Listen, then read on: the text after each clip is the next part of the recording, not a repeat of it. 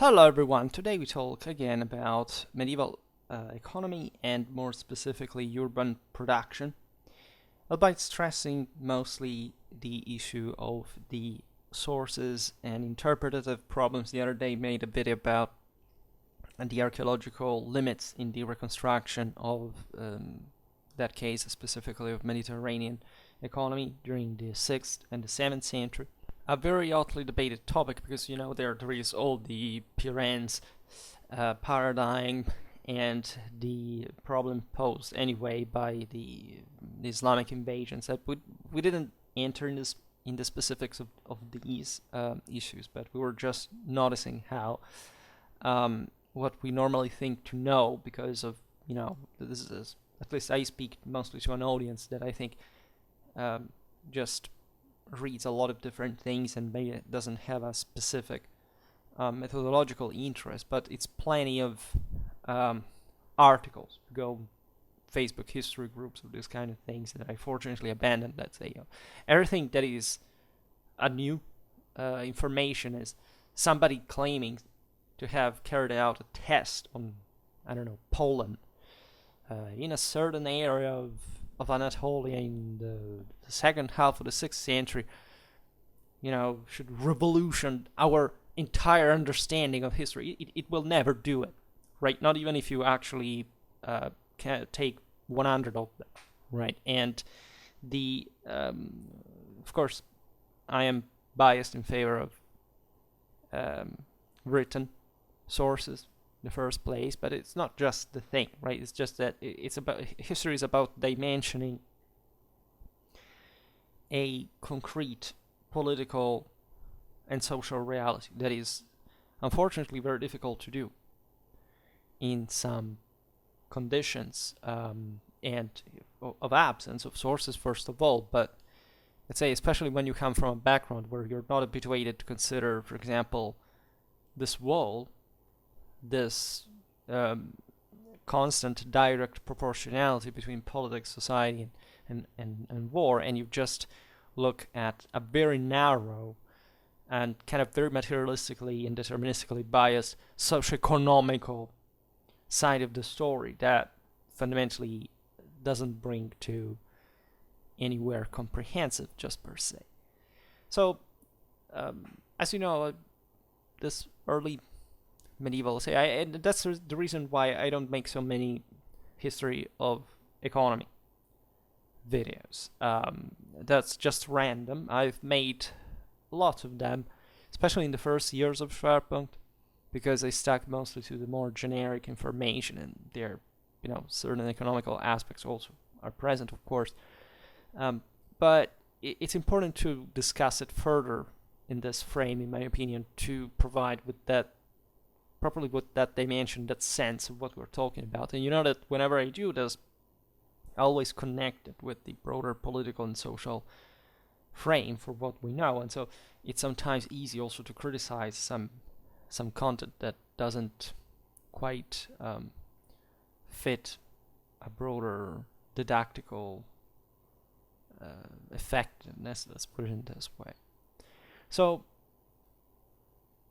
economy is work, of course, so this whole picture, first of all, is quite blurred, right? It shares the problem of a limited respondence in the written sources on which we depend crucially, decisively, unavoidably, right? Without written sources, there is no history, in case you didn't notice.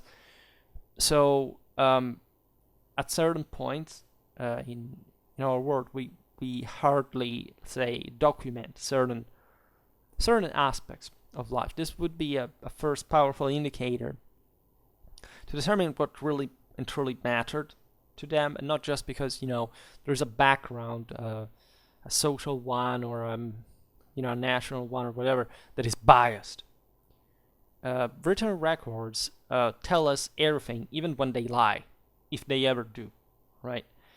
And this also obsession towards propaganda and seeing history as sort of, oh my God, there are evil people that prevent others from knowing the truth, as if what they were saying is per se would not be frameable in a universal sense. Again, even when they lie, right? Even if you interview a totalitarian leader, you can easily understand what that world is about, even in a total lie, right? So, of course, what we see mostly with through the sources is actually a very reliable world.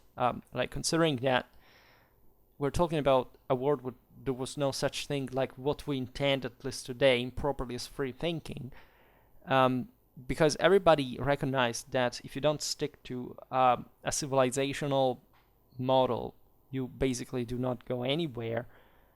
You see that there is a pretty open, fair, and concrete and intelligent description of the world, and most people don't care about work, even though work was much harder and felt was, right? You don't work just if you're a peasant. You work much harder if you're a knight, for example.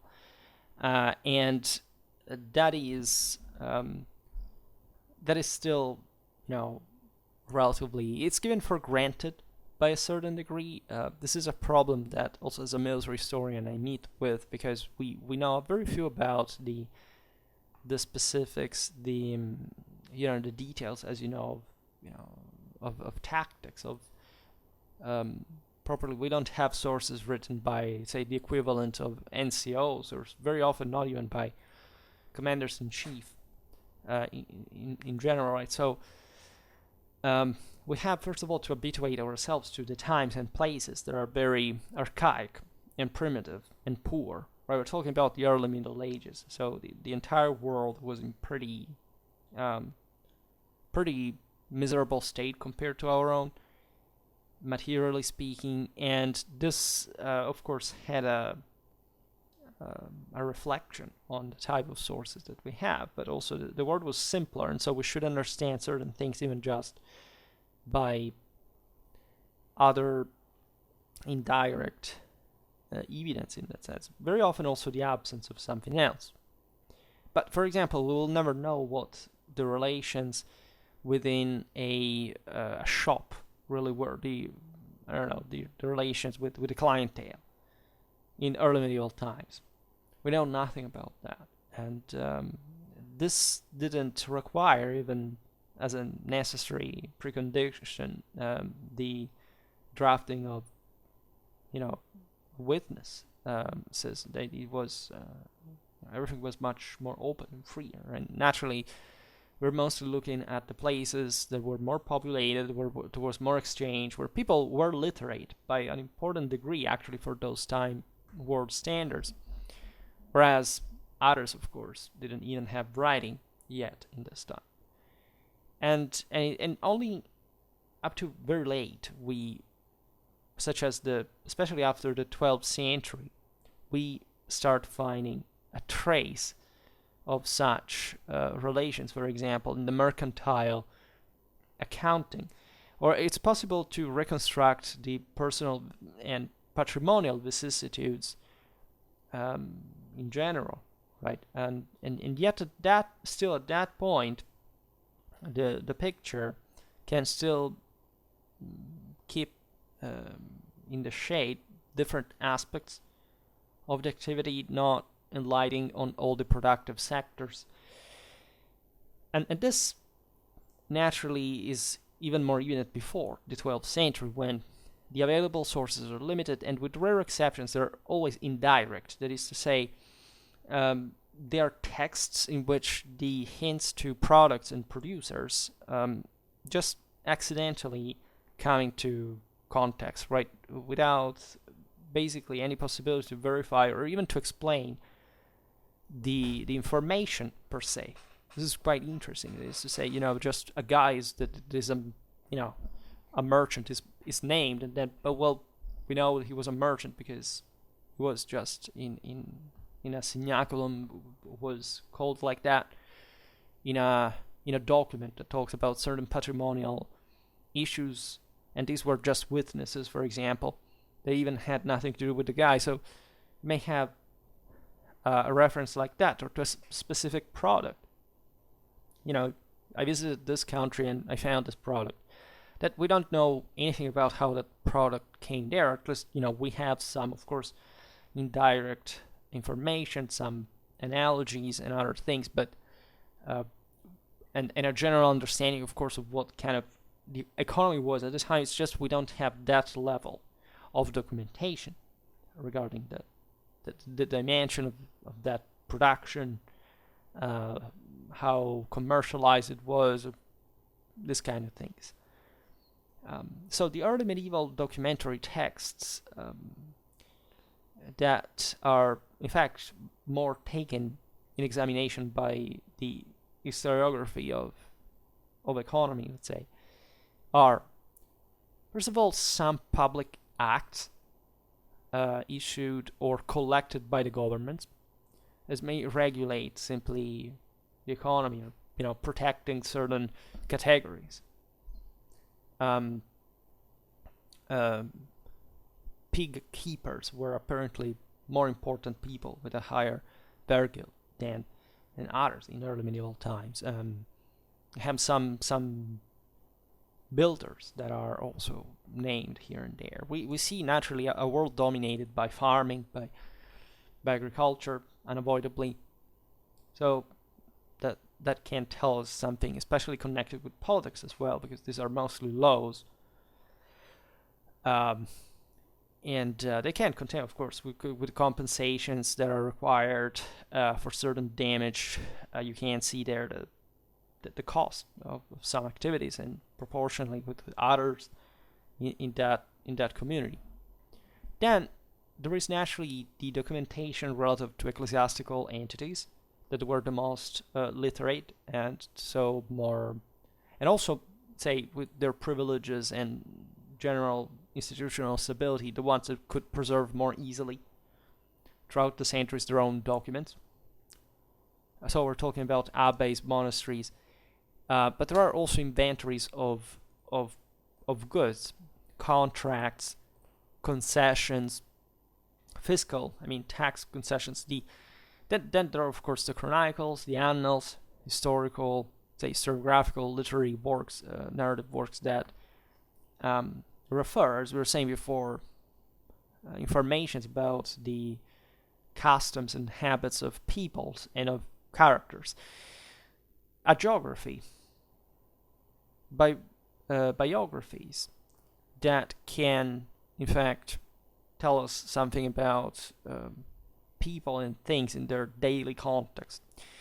Naturally, archaeological sources as well, as we were saying before, that constitute at least the sector in which, say, from which we can still wait a substantial contribution to our knowledge, if anything, because, again, the written documents, more or less, it's those ones, right? For early medieval times, there is hardly anything that we haven't found yet, also because the rest has basically not survived, unfortunately. But very often we also don't study them enough, and they're very complex sources to study. So archaeology, as we were saying before, it mostly integrates this information, but it's also scanning, considering the absolute whole. So even there, it's very often subject to interpretation in general. And there are some areas where better data are to be found, because they're at the time kind of partly the more developed countries, or the ones that grow that were more documented, generally talking about the same things, right? So there can be some sort of paths that we can follow in that regard. So naturally, there is also a chronological question here. Today we have understood clearly that the lowest end of trade that is that is heavily connected, as you understand, to the same surplus, so production of goods that are not just agricultural ones, or ones that are immediately consumed, the ones of subsistency, would have occurred between the end of the 7th and the beginning of the 8th century. Gradually, in Carolingian times, when the commercial access from, say, east-north, let's say from the Gulf of Venice to the North Sea through the Po Valley, was affirmed, abandoning also the Rhone Valley that had been used since the late antique and Merovingian times.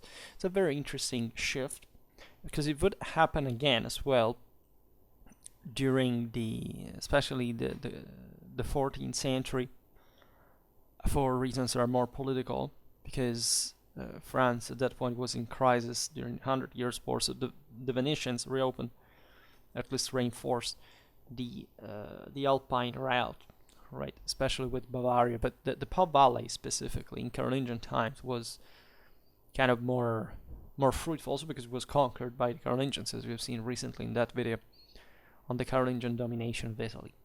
So this brought to the same rise, the further rise of Venice, etc. So during the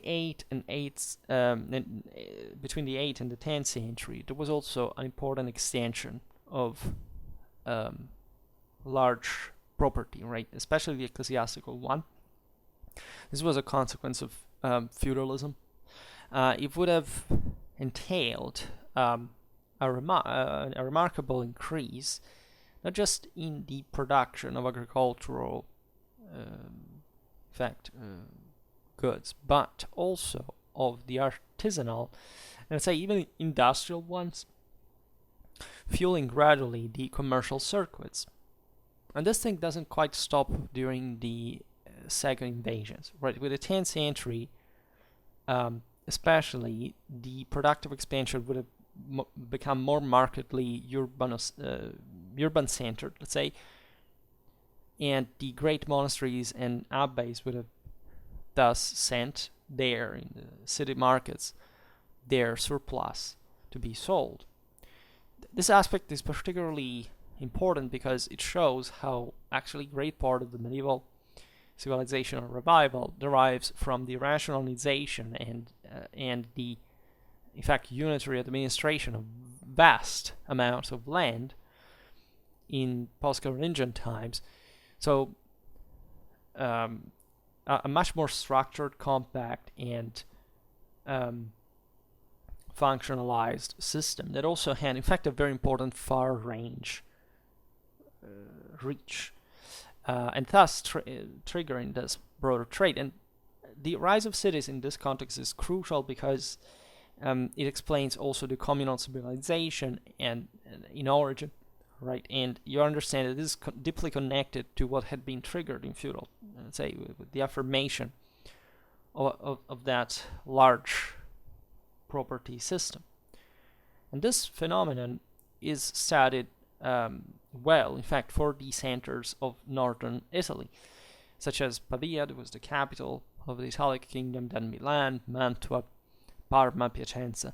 But it's verifiable also for southern France, that had a lesser degree of urbanization, but still was similar to northern Italy and central Italy, and in fact it was also an important connection with it, as we've seen also recently with the Kingdom of Burgundy, etc. But we're talking about Occitania altogether, even the southwest, such as Toulouse, Narbonne, etc.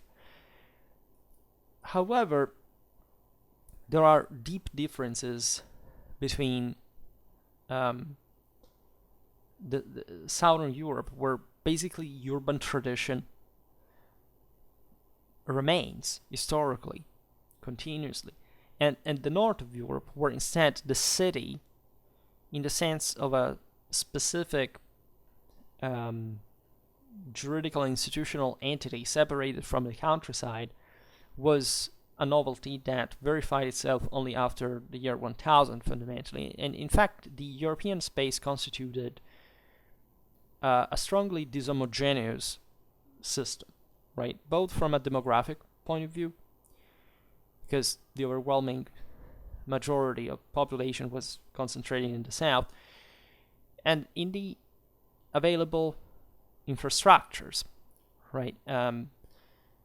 For example, you have an important axis that eventually is the one of the Holy Roman Empire, in fact, that sees the Italic area that is strongly urbanized, and the Frankish area, especially in the west, on the Rhine, right before it had been from Gaul mostly, and France would also expand importantly, but also the Romanized Germany in the west and the south constituted, in fact, the area, the border between the Gallo-Roman area historically, right? Because also some areas settled by the Germans in what we call today Germany, especially in the south, were essentially Celtic areas in the past. So Germanized culturally, but also there had been another history. There had been half of a millennium of Roman domination.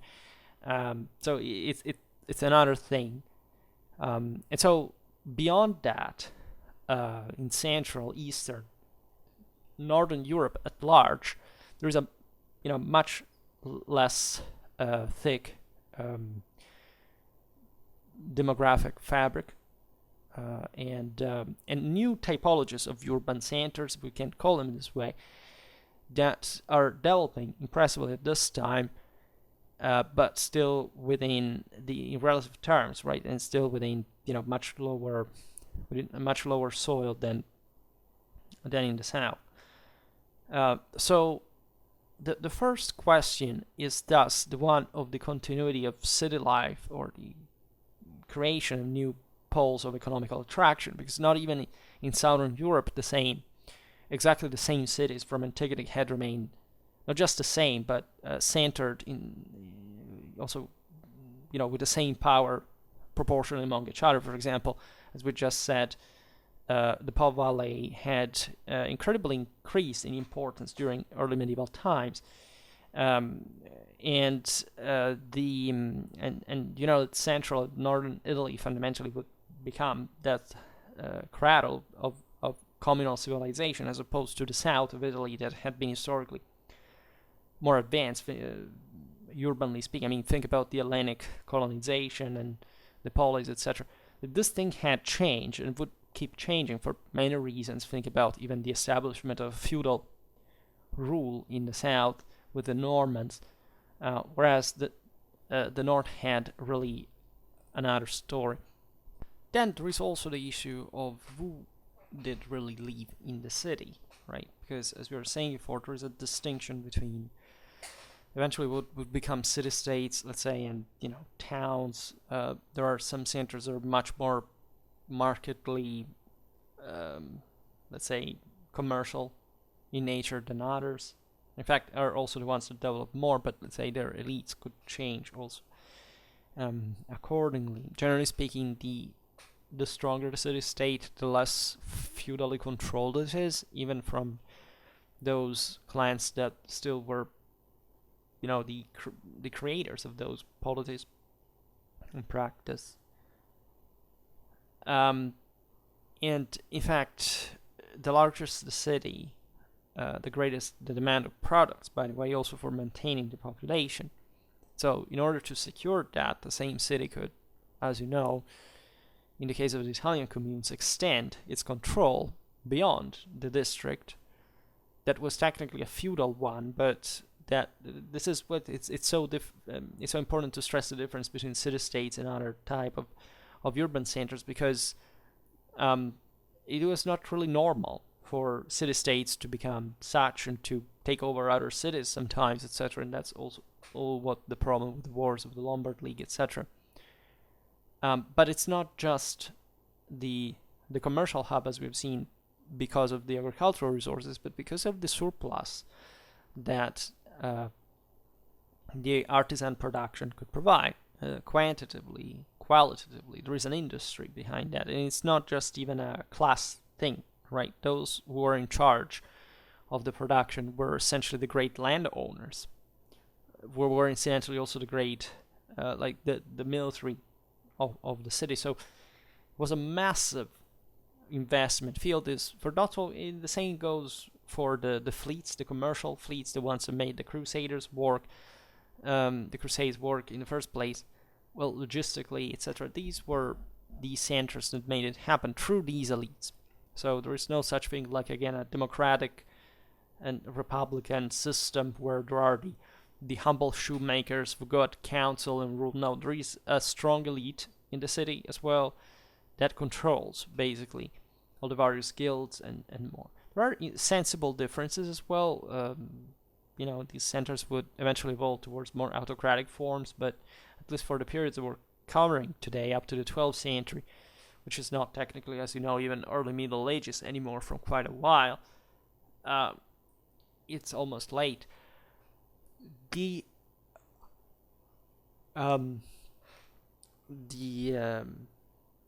control really was from the side of a quite hierarchical system.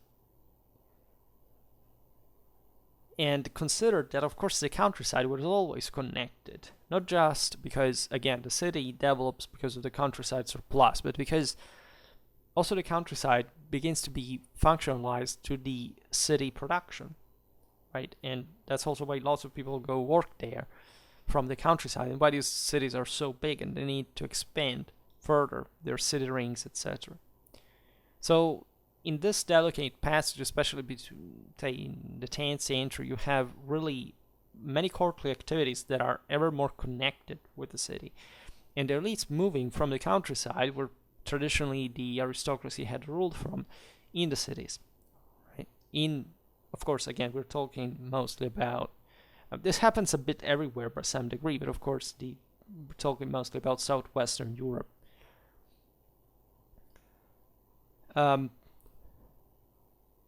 So we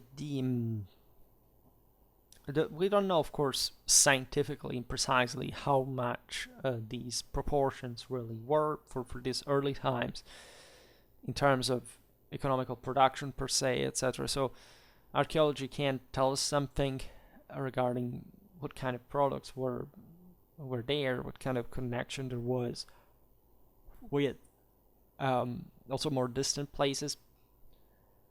But of course, everything was intertwined, and this is the most important aspect to observe. Consider this too, that before, say, in early medieval times, the principal centers of production of luxury products, luxury goods, were before the year 1000 roughly outside of Europe. So either in the Byzantine or the Muslim areas, with the exception of Sicily, that was also part, as you know, for a while, of the Arab world.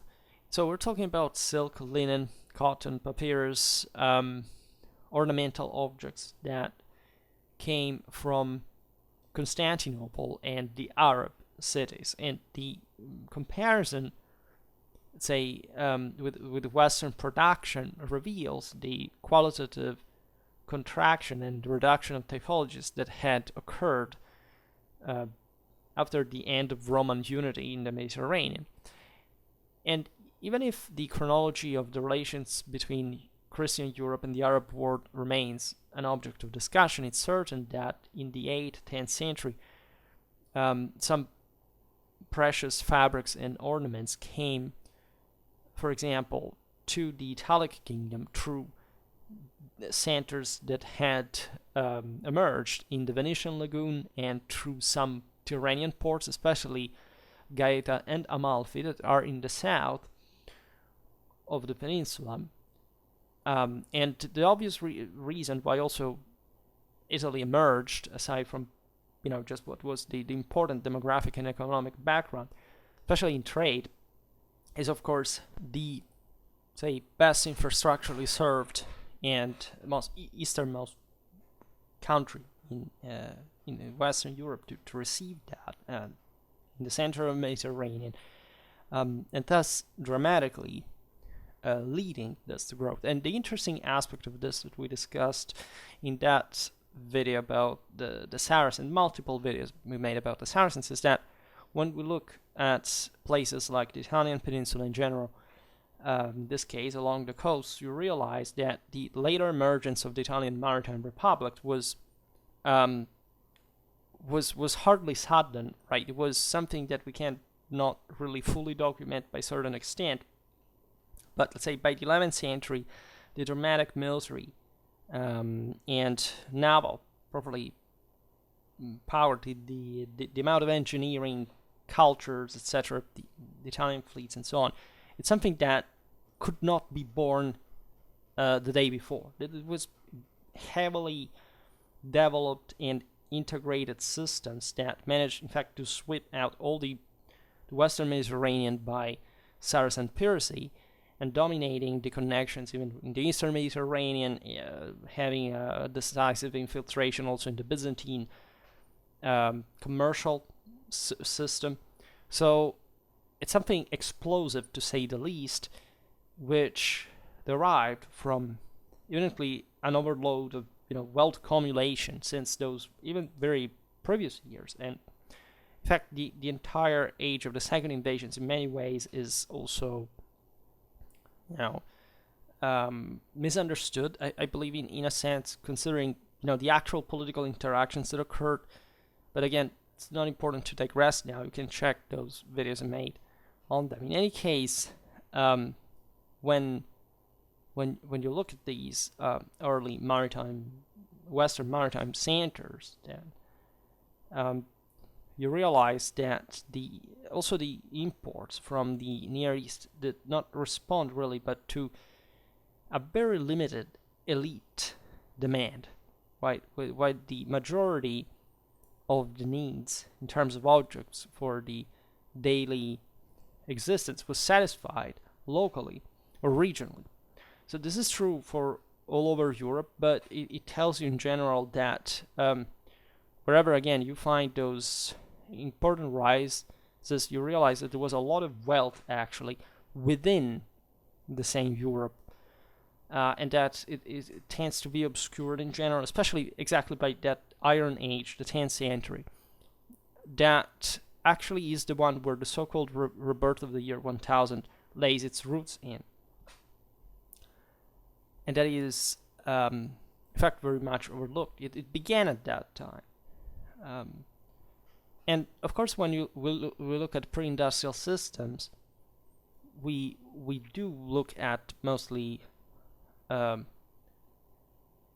autonomous sustainability. I mean, there was mostly a local survival economy plus some surplus at a point.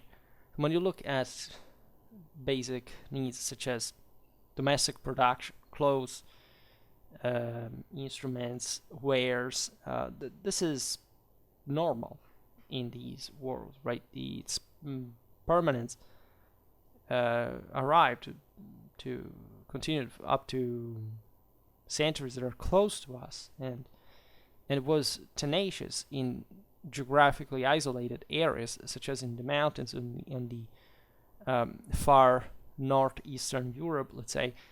And a part of the necessities, the current necessities, was, however, still satisfied within the household.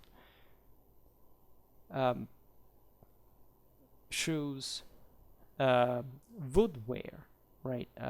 Thick fabric, ceramics, soapstone, pots.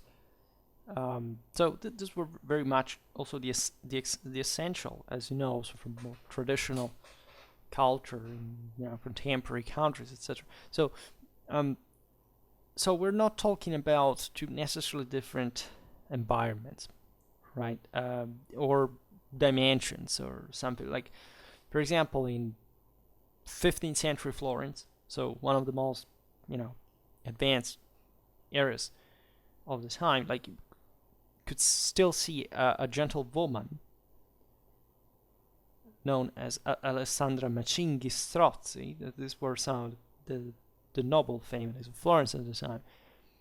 She still personally sewed the linen for the children's shirts, right? So, okay, there was, now I don't know the context, maybe it was also propagandistic in a sense, but still it was pretty much in line with what economy really was for everyone at that point. And in a normal household, also in this kind of more bourgeois context, you would have still urban reality, a deep connection with this kind of savings, right? Because it was, at the end of the day, also just a matter of how much you could gain from a functional household, right? Women in general worked a lot in parallel to men as well, and they did take care of these aspects too, because there was still an idea of a general household autonomy that was important, was morally seen, politically seen as the normal way of life. But this is very important economically because it's a submerged economy, which we understand, however, having to do sometimes even with the house furniture that were, yes, extremely scarce and simple up to the second half of the 14th century, which is also a reason why you would think they were homemade. But the same is true for agricultural tools. The same building, right? In many ways, farmers built their own structures and so on. So where the continuity of city life is ascertained, like in the most, in fact, urbanized areas in Europe, where the productions were also greater, well, and thus there was even a weekly market where lots of goods flowed, while the luxury products found their preferential location, say in fairs, in yearly fairs around the cities. There was already in early medieval times a significant communitary reliance on such activity. So while in early medieval times we don't have a list of the goods that were normally sold, we have an idea, but we don't have that explicitated. We suppose that to the city market essentially flowed the peasants from the surrounding countryside coming to directly sell agricultural resources and those objects that they had produced by themselves, right? Whereas the fairs that were developing, in fact, in areas that were very rich but didn't have exactly the same amount of urbanization, so there were some towns connections and things like this, because the fairs were very often itinerant, right? They were yearly, but let's say 1 month they stayed in one town, then another month in another. So there instead you start seeing professional merchants that come even from very far away, and in fact even from those cities that we're talking about. And so you have there a crucial connection. And in Europe here the axis is fundamentally like from north to south. You have think about the English full, the Flemish industry markets, and then these things were sold in the Champagne fairs, and the Champagne fairs were connected to the Rhone Valley, to the Mediterranean, and the Italian city-states that in turn were connected with the East. And so you understand there, this was the major, like between the 11th, the 10th, the 13th century, the major axis, right, of trade that eventually would shift, was split towards East and West, like fundamentally and respectively the aforementioned Venetian-Bavarian route and the Genoese Atlantic one, Spain and France, England, from the Atlantic side, in fact. And naturally, well, okay, we don't talk about this today, but there was a broader intensification, right, thickening of the net by those centuries. We have really a very intertwined Europe with very important economies pretty much everywhere, right, in spite of the divide that still existed. But you have really cities, trade on an important level, and this occurred also in other. I mean, think about the Viking era as well, the routes in East and West between Northern Europe and the Middle East, fundamentally. Well, this and Constantinople, well, these two had contributed to trigger further continental economy. Even very much the one that was sometimes subjected to Viking attacks. that weren't always under attack, and so also engage in this broader northern circuit that there was a thing. It was very important for the same Frankish economy. I mean, just think about Viking swords and the fact that they were produced largely in the Rhineland, and so that all this was pretty much interconnected at an important level. So really a very simple video. I made a similar one years ago that is production for market in I think in high medieval Europe. This partly connected with this, so if you are interested you can check it. However, for today I stop it here. I just hope that you enjoyed this video. If you did, please share it, otherwise leave a like or subscribe to my channel if you're interested in my upcoming content. And for now, I thank you heartily for listening to me. I wish you a nice time and see you next time. Bye.